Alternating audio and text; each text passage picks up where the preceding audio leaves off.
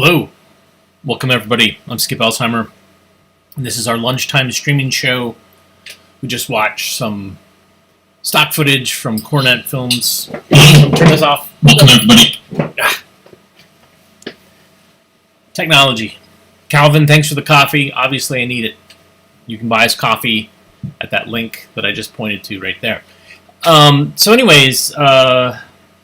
We just watched some stock footage, silent, and so it's basically raw footage that was shot maybe for a specific Cornet film, but these are the outtakes, or these are the leftovers. So they put them on cans and used them in future productions. So in scanning a bunch of the Cornet stuff, I run across these cans, and they're pretty awesome. Hope everybody had a good weekend. I had a great weekend. It's nice and sunny outside. Might have to take a walk.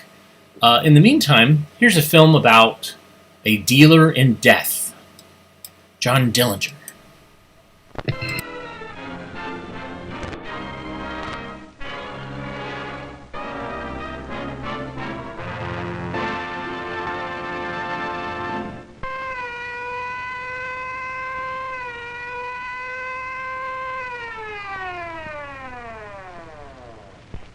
John Dillinger began his career of crime in Mooresville, a quiet Indiana town southwest of Indianapolis. Bred on a farm nearby, he spent his youth idling about pool rooms with other boys, one of whom, at least, had as little moral backbone as Dillinger had. That boy's name was Ed Singleton. In 1924, Dillinger was 22 years old and wanted money. In this grocery store, owned by Frank Morgan, then 65 years old, Dillinger and Singleton assaulted the old proprietor and stole his wallet. But Morgan had recognized his assailants, and Singleton turned state's evidence. Dillinger was given 10 to 20 years in the Indiana Reformatory at Pendleton. Conflicting stories are told of Dillinger here. The probably true one is that his conduct in the reformatory was so outrageous that the authorities were compelled to send him to a place where discipline was more rigorous and where prison severities might teach him the folly and futility of crime as a career. What he learned in this new place of detention were the vicious secrets and habits of hardened criminals. This was in the penitentiary at Michigan City, where he remained until paroled in June 1933. Let us see where this arch foe of society sprang from. While his father ran this grocery store in Indianapolis in 1902, John Dillinger was born. The little house seems to give promise of better things. Here, 3 years later, Dillinger's mother, considering the gorilla her son turned out to be. John Dillinger's father was, and is, a respected citizen of Morgan County. Everyone liked him, and today everyone sympathizes with him. There's nothing but sorrow ahead for the old man. His son has taken the road to doom. From the homely shelter of this little farm, John Dillinger left to become the menace any officer would be justified in killing like a mad dog. A criminal and a fool, for John Dillinger is not smart. Only a fool thinks that crime pays. Crime never pays. John should have learned that simple truth in the Friends Church where he went as a boy, but he was too dumb. And so, 9 years after his first crime, he came out of jail just to get back in again at Lima. In his 4 months of liberty, Dillinger had identified himself as the leader in bank robberies in New Carlisle, Ohio, Farrell, Pennsylvania, Indianapolis, and Bluffton, Ohio. In Lima, he was to stand trial for the Bluffton robbery. This was in September 1933. But 2 days before Dillinger landed in the Lima jail, 10 men, jail friends of Dillinger's, shot their way out of Michigan City Penitentiary. Dillinger had engineered this break from the outside and had caused guns to be thrown over the walls to be picked up by the plotting desperados. Among the jailbreakers were 4 men of whom we'll hear later: Pierpont, Mackley, Clark, and Hamilton. These men seized a passing motor car, forced the occupants out, and sped away.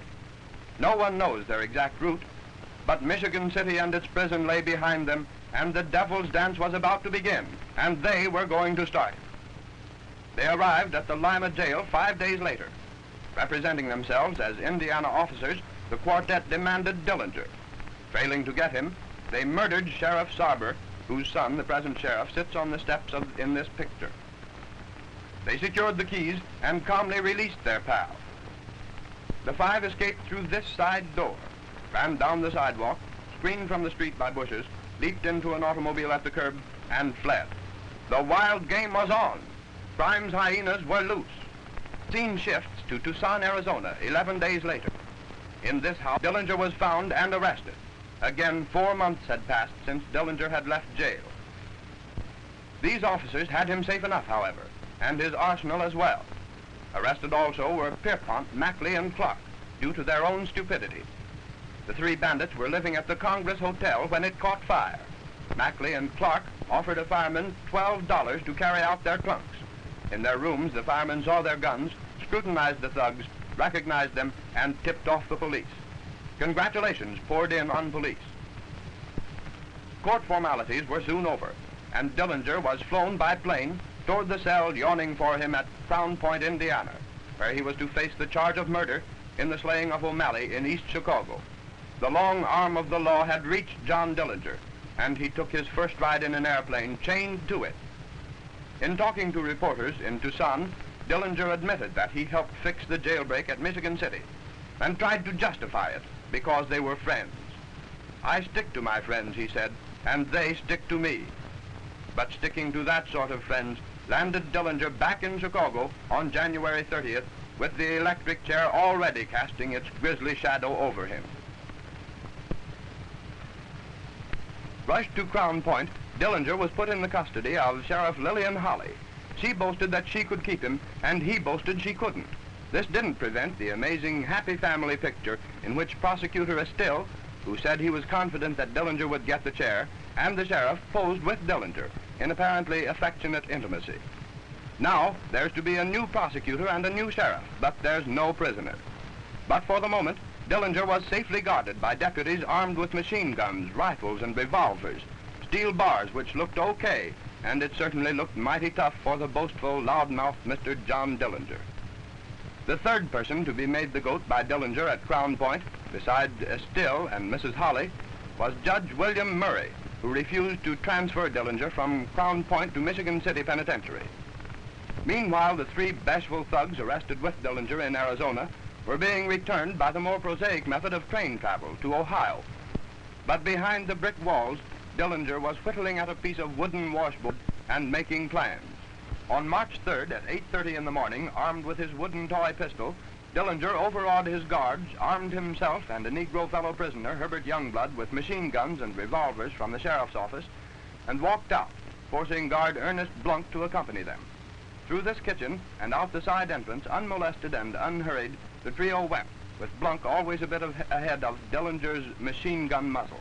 Spider Lake is near the town of Mercer. During the summer months, a popular resort, it has little or no patronage earlier in the year. It was to this point that Dillinger came with 3 other men and 3 women to Little Bohemia and spent 2 days. Emil Wanatka, the proprietor, was forced to serve the gang. Federal officers surrounded the place to surprise Dillinger, but Mrs. Wanatka's 2 dogs gave the alarm, and a blast of machine gun fire opened a battle royal. The body of W. Carter Baum, killed by the bandits. Baum makes the 14th death directly traceable to Dillinger. In Columbus, Dillinger's #1 friend, Harry Pierpont, awaits the day of his tragic march to the electric chair for his friendship. Friend #2, Charles Mackley, awaits the same day and fate through the same cause, the Dillinger curse. Friend #3, Russell Clark, is faced with prison for life for the same sinister association. Outside their cells, they can hear the shuffle of sullen men marching to other cells in which their soured and unhappy lives are spent in payment of their crimes. Hopelessness broods here. That or the searing death of hot bullets fired from eager guns. That or the knife of some friend turned assassin. Crime never pays. The electric chair was again cheated when Dillinger was lured to this North Side Chicago theater by the Woman in Red to see Manhattan Melodrama, a then very popular gangster picture. Imagine Dillinger watching the screen Gangster as he began to walk the last mile. Like Dillinger, Gable in his role was a swaggering fellow. What thoughts must have passed through the mind of the woman sitting by Dillinger's side? It was past these stores that he and his girlfriend walked as they left the theater. Dillinger's sixth sense told him all was not well. His girlfriend dropped back. Dillinger scraped to a halt. The full significance of those grim approaching men was not lost to him. Suddenly he went into action for the last time. He ran for this alley, reaching for his guns. Bullets halted his mad rush. The guns of his assailants shot through. Dillinger was dead. He lay in a pool of his own blood in the filth of an alley. His body was rushed to the morgue at police headquarters. Dillinger's hair had been dyed jet black and cut very short. His eyebrows had been plucked to a fine line, and he had grown a small black mustache. He was definitely identified as the former public enemy #1. His body was sent home to his aged father for burial. Can you picture the sorrow of this poor old man? To have his son back home again, even though he was still in death, must have been a great load off of his aging shoulders. Just 3 months to the day after the killing of Dillinger, Melvin Purvis and his gang of officers killed Pretty Boy Floyd in a running gun battle near the small village of Wellsville, Ohio. Here he is seen with his body riddled with bullets, shortly before it was sent home to his aged mother. Thus sorrow fell again on another humble home. 1934 was a banner year for the Department of Justice under the leadership of J. Edgar Hoover. In Chicago, Babyface Nelson was shot in a running duel with G-men. Fred Barker and his mother, Ma Barker, died in their Florida bungalow, their bodies riddled with machine gun bullets. The year 1935 found the G-men working at top speed. Many kidnappers were rounded up, among whom was Bruno Richard Hoffman, who died in the electric chair for the kidnapping of the Lindbergh baby. Alvin Karpus, who more than 2 years ago shot his way out of an Atlantic City hotel, was captured in an apartment in New Orleans on May 1st, 1936, by J. Edgar Hoover and his G-men.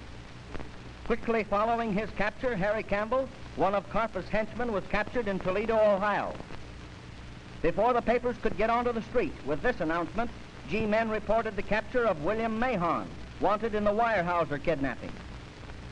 Climaxing a sensational 10-day roundup of the nation's public enemies, on May 11, 1936, the federal agents captured the last of the public enemies, Thomas H. Robinson of Mrs. Alice Stowe.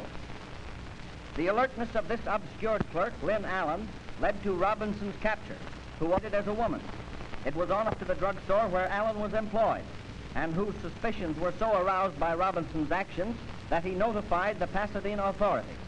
The G-men were called in, and he was soon traced to this modest little home in Glendale, California, where he was taken without a struggle. The deadlifters are vanishing from our nation. Crime can and will be put down in America. The Department of Justice is leading the way and deserves a vote of thanks from every right-thinking person in America.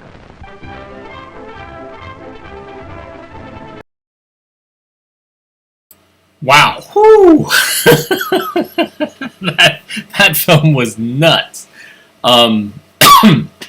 So that's from a collection of another collector who I do work for. Actually, it's a husband and wife. It's Paul and Elizabeth Nelson, based in Houston, Texas. And they've sent me a bunch of films to digitize so that we can put them online and sell some stock footage. But that one is nuts.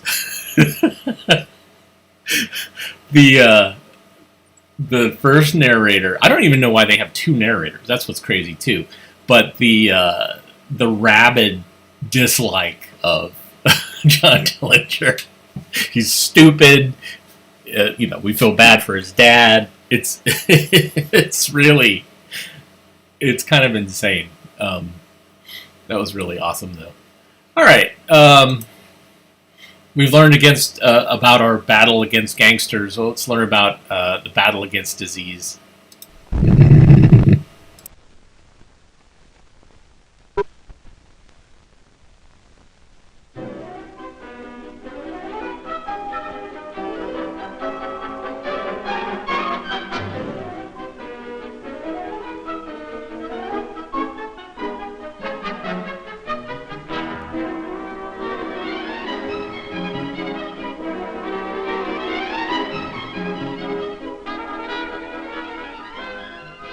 Today, doctors know many ways of keeping us healthy, partly because of the work of 5 important men of science we call health heroes.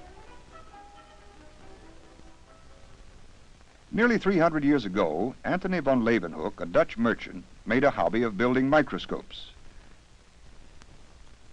In 1675, with a simple microscope, van Leeuwenhoek saw whole living things that were invisible to the naked eye. They were tiny moving objects which he called little animals. From his drawings, we know that van Leeuwenhoek probably was the first man to see bacteria. He described the basic shapes by which bacteria are classified today: the sphere, the rod, and the spiral. Van Leeuwenhoek's studies marked the beginning of our knowledge of the tiny living things we call microorganisms, and of our understanding of how they affect our health. Edward Jenner, an English doctor, in 1796 found a way to prevent smallpox, a disease which had killed thousands of people.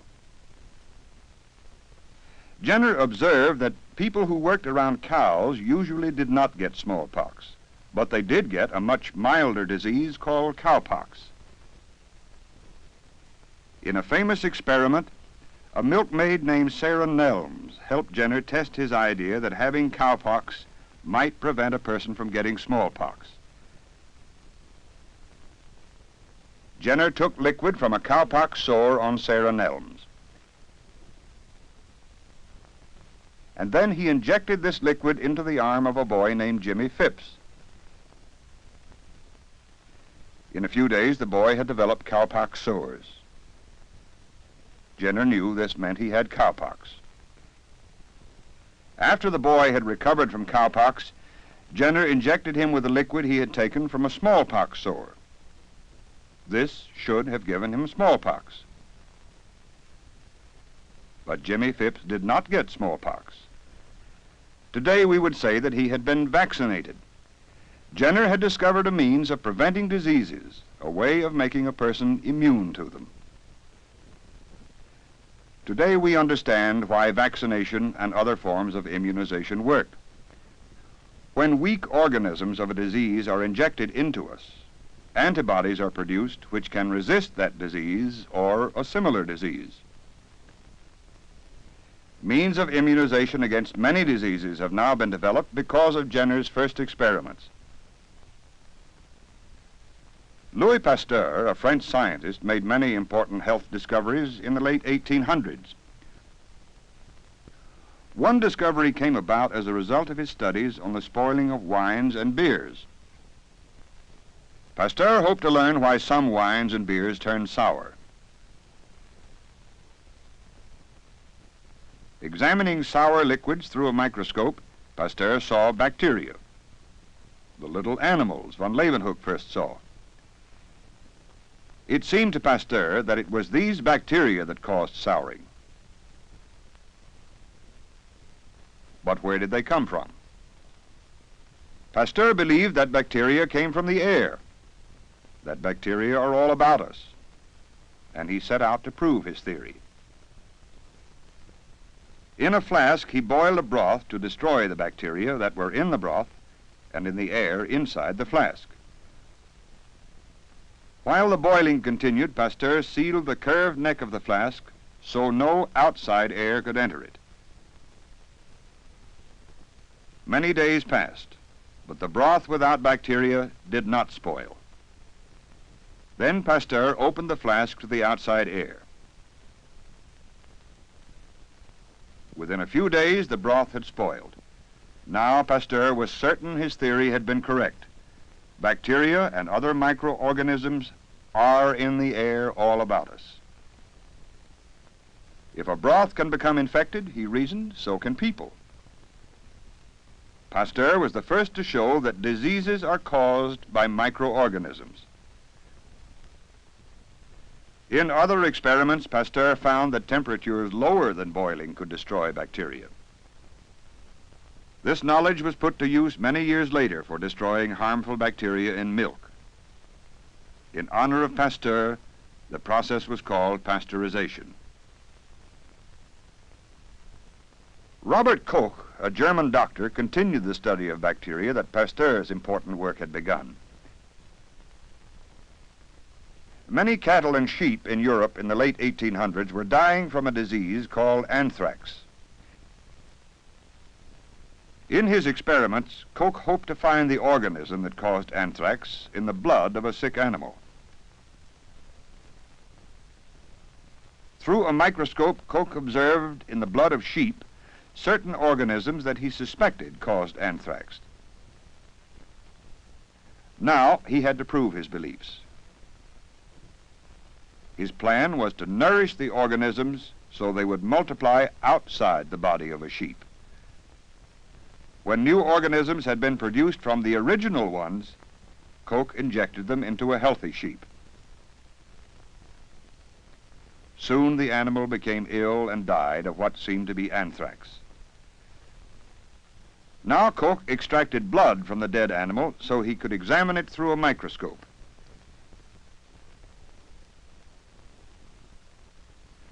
The organisms he saw were of the same type as those he had grown and injected into the sheep. In finding the organism that caused anthrax, Koch had also shown it was possible to produce a growth or colony of microorganisms outside a living body. Now scientists had a means of studying disease-producing organisms and of finding ways to destroy them. The work of Joseph Lister, an English surgeon, helped protect our health in another way. In the 1850s, operations were usually dangerous, for people often died from infections that occurred after surgery. Lister believed if people were not exposed to microorganisms while they were being operated on, they might have a better chance of surviving. And so in 1864, Dr. Lister experimented by spraying the air of his operating room with carbolic acid, which he knew had the power to destroy microorganisms. Then, to the part of each patient's body that was to be operated on, he applied a solution of carbolic acid, destroying the microorganisms there. Before he operated, he soaked the instruments he would use in carbolic acid and washed his hands in the acid too. He insisted on complete cleanliness in the operating room. Lister found, as he had suspected, that bacterial infections occurred less frequently in patients who were operated on under sanitary conditions. This was the beginning of modern antiseptic surgery. Surgery performed with sterilized instruments under completely sanitary conditions, an antiseptic procedure to safeguard our health during operations.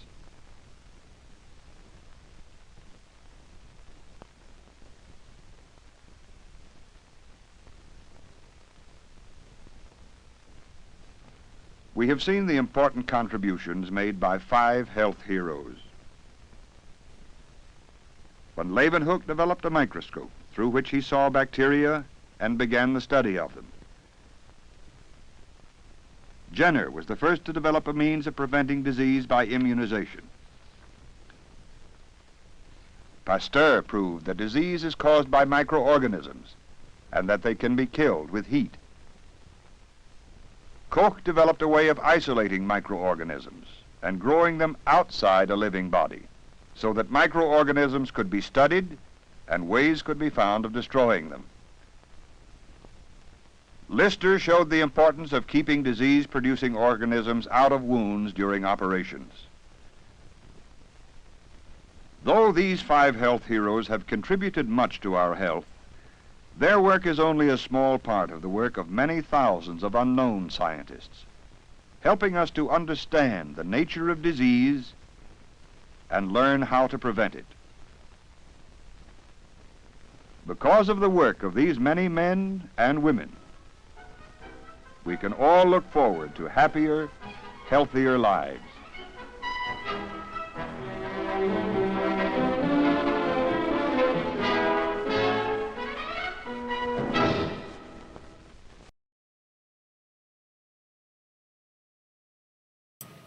Science. Yeah. So I got a film set up on the telecine here, and it's one that I haven't seen. It's, what are they called? Not Without Sight. And like many of the films that I've shown, they all come from the same place, and it's for describing to sighted people how blind people cope and deal with everyday life. So this is Not Without Sight.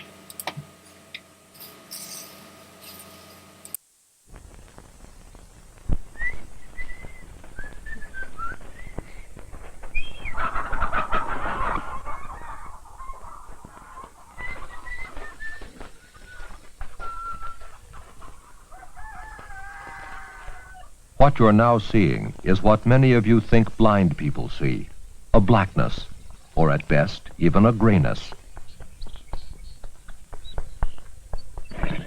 This doesn't approximate what the totally blind person sees.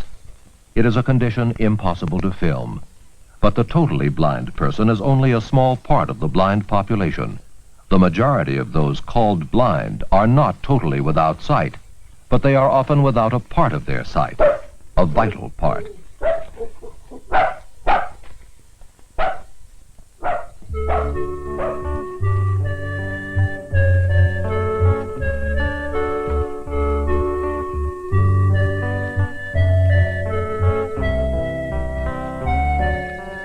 This is how we all would like to see. Clear, sharp, everything in focus. Unfortunately, not all of us do see that well. Now, the older man might have difficulty in making out those horses, while his grandson might see them clearly. Or it could be the reverse. Look around you. Chances are that someone is wearing glasses in order to see this film clearly.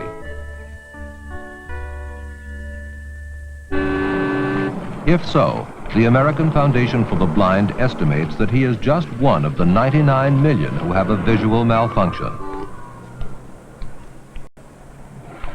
Fortunately, most of these people can see better with glasses. In a sense, they are limited in their vision, but not seriously so, since their sight problems can easily be corrected. However, the Foundation estimates that there are 6.4 million people who have some visual impairment. By definition, they have moderate trouble seeing, even with the usual corrective lenses. Finally, there are almost 2 million people who have severe visual impairment. 2 million people, the population of Philadelphia, or more than live in Detroit. Of those, 1/4 have no useful vision. They are the totally blind persons. But the remaining who have severe visual impairments are the ones we're dealing with in this film. To define a severe visual impairment, we must first define vision.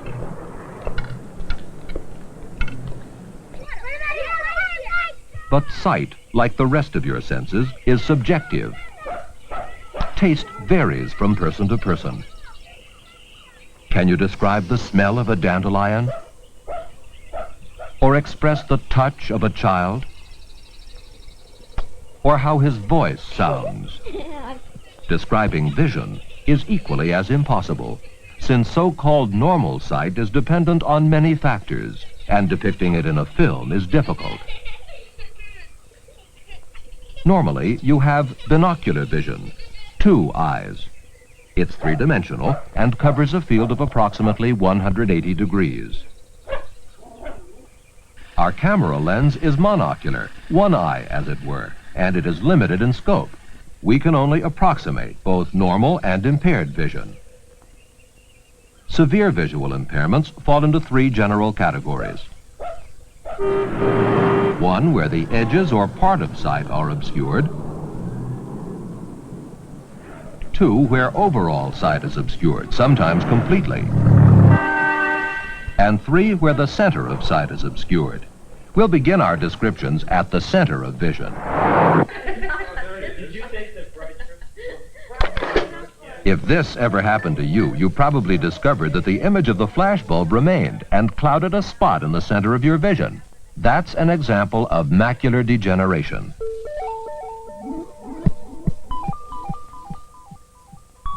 As we go through the lens of the eye, we pass into the vitreous and into the eye itself. The optic nerve is visible on the left. The retina, behind the lens, acts as a sort of photographic film and transmits the picture it sees to the brain. The macula is at the center of the retina, and it sees the sharpest detail.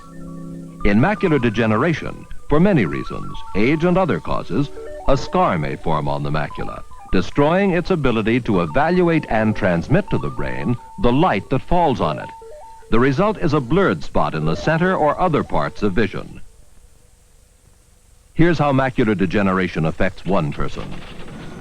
I have 2 blind spots, and they're right in the middle of the retina, which makes it very difficult for me to see things without being magnified. This is how it would look to someone with normal vision.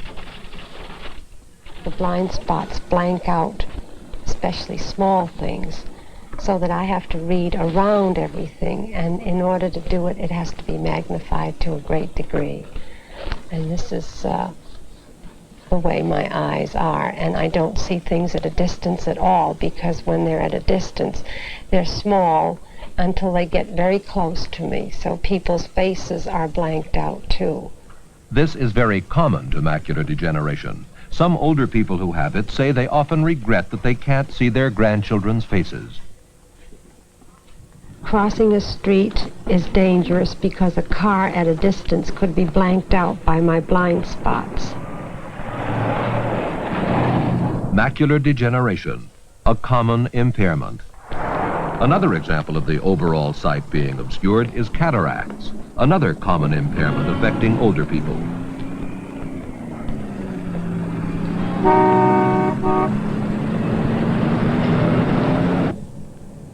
Trying to see through a dirty windshield is how many cataract patients describe their sight. Or some say it's similar to looking through a waterfall.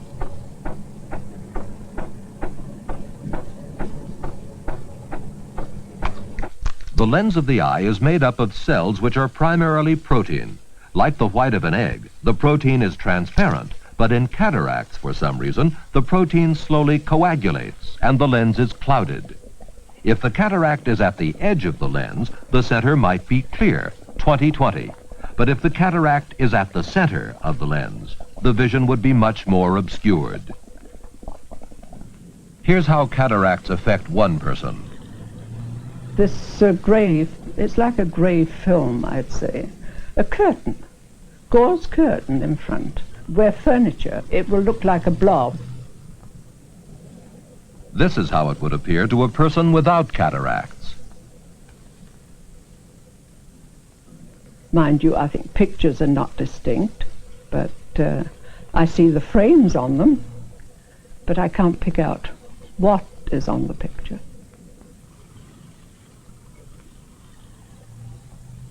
Although most cataracts are generally caused by age, there are some forms which are hereditary or that can be caused by accidents.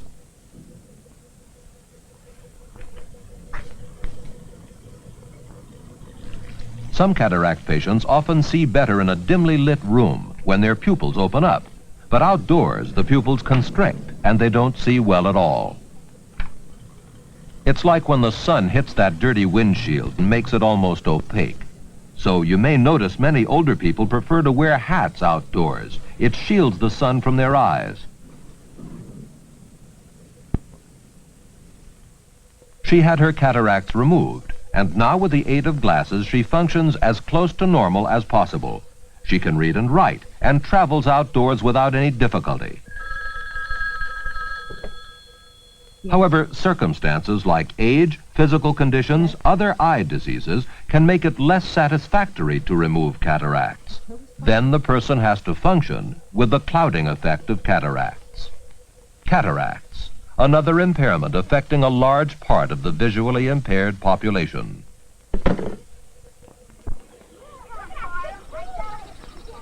Children love doing this, looking through a tube and pretending it's a telescope.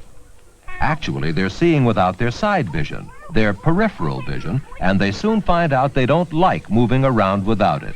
This is something like tunnel vision, a severe and common visual impairment.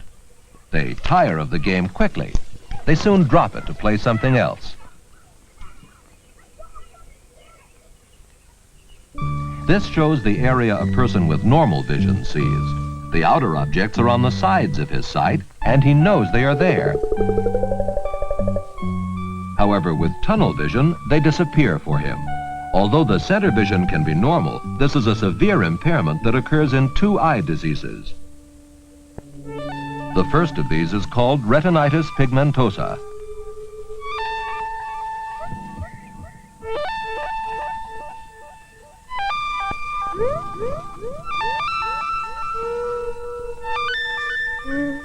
Retinitis pigmentosa, scattered breakdowns of light-reflecting cells in the pigment layer, causes clumps of pigment deposits to form.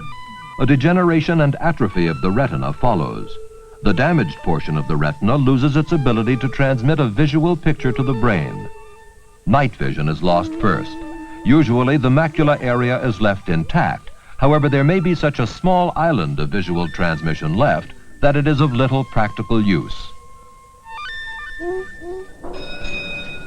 Normal person sees 175 degrees and I see 10 degrees. It's not dark or anything like that. It's just that if I'm not looking directly at an object, I don't see it. It's just not there. This is what you were just looking at, an automobile engine, as he sees it with tunnel vision.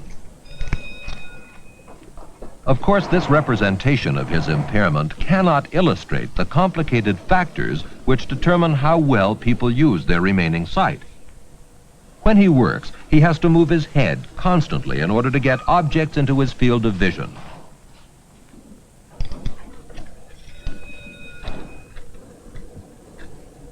He can't drive a car, although he loves working on them.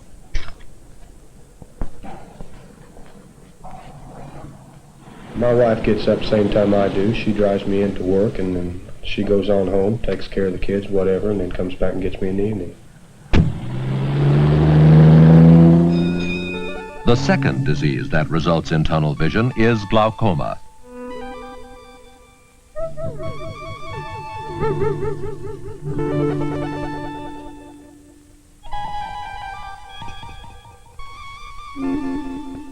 Glaucoma is caused by too much pressure in the eye. Pressure caused by normal eye fluid which doesn't drain at a normal rate. The increasing pressure may cause damage to the optic nerve if the disease is undetected and untreated. Fortunately, glaucoma can be diagnosed and detected by a simple, painless eye test given by your eye specialist. If caught and treated early by an ophthalmologist, the outlook is good. Usually, glaucoma advances slowly. The first sign might be with a person frequently replacing glasses. Mostly people will notice that things are slightly out of focus, like a bad home movie, and then they'll go back into focus again.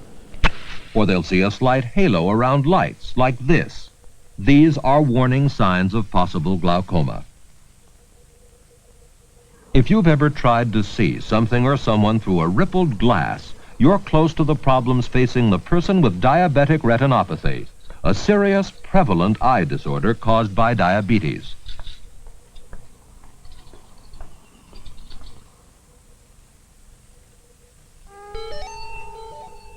The impairment can be brought on in 2 ways.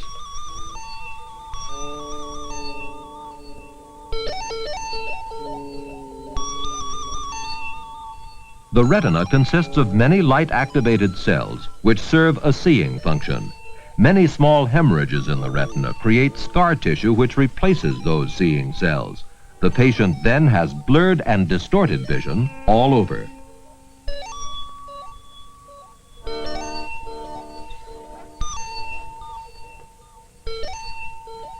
The second, a hemorrhage from the diseased blood vessel flows into the vitreous or clear jelly-like medium which fills the center of the eye.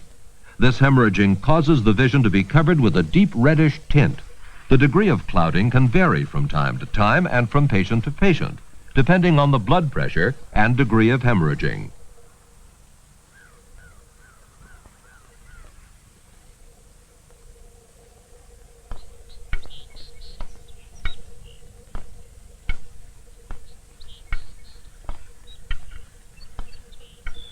Diabetic retinopathy, which can result in a person having no useful vision, is the leading cause of blindness in this country. I see enough light to distinguish whether it's night or day. It isn't utilized as far as surroundings. It doesn't help me to distinguish, a person or a tree, but at least the light is there. This is what she's doing.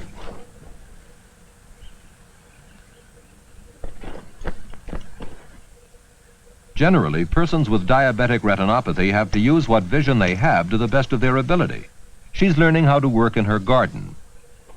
Of course, we can only symbolize her impairment. We can't duplicate how things look to her. Nor can we say that all people with diabetic retinopathy see what she sees, since the degree of impairment varies from person to person and from time to time. Diabetic retinopathy, a severe visual impairment.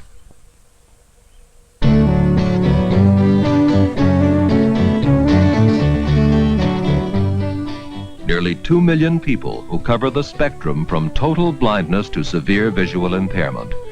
There are many other visual impairments besides the ones we've illustrated. However, we've tried to represent the common types of severe visual impairment with a few individuals. Of course, much more is involved. Youth, age, attitudes, intelligence, physical condition, motivation, psychological makeup. These and thousands of other factors make us the individuals we are within the general population. These same factors apply to the visually impaired population, since they are indeed part of the general population. But other factors contribute to how they function within the general population. The optical aids and devices available to them, the amount of help they need and receive, and always the degree, duration, and severity of their visual impairments. These factors make it impossible to categorize them as simply being blind. And blind people, those with no useful vision, are a small part of the population and generally function well within it.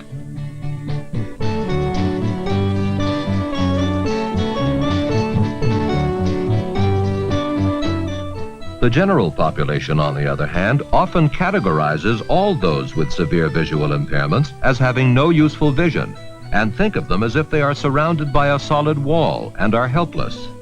The opposite is true.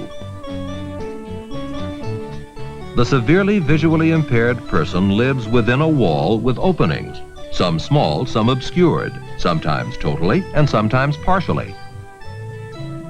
These openings are used differently by each individual to a lesser or greater degree.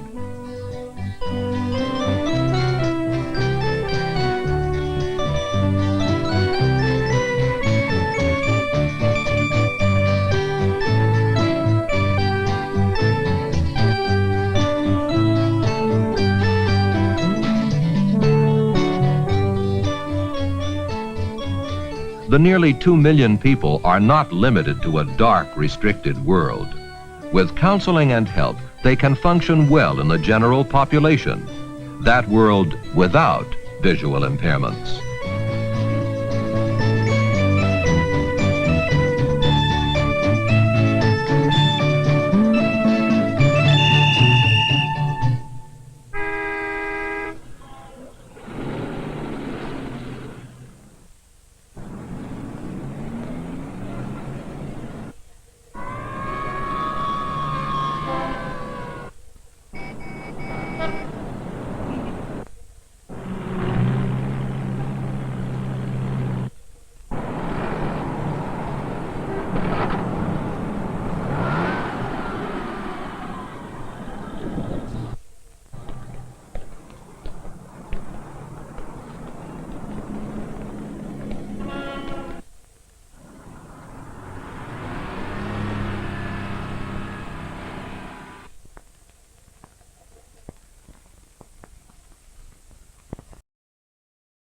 That film was fascinating.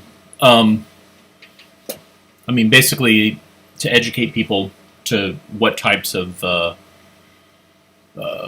things can cause visual impairment or blindness. I kind of looked it up to see what was the cause of legal blindness in the United States, thanks to the American Academy of Ophthalmology, and age-related macular degeneration, at least in whites. In African Americans, it's other. It's 43%. Hispanics, 39%. And diabetic retinopathy is actually much lower. So there you go. Learn something about public health. I love it. So I'm gonna, because I have to run an errand that's time sensitive, I'm going to say thank you so much today, and I will come back tomorrow and show you a bunch more films. This was pretty great because I showed a bunch of films that I've never seen before, and I appreciate you being there with us to watch them. As always, please rewind and love each other, and we will see you again tomorrow.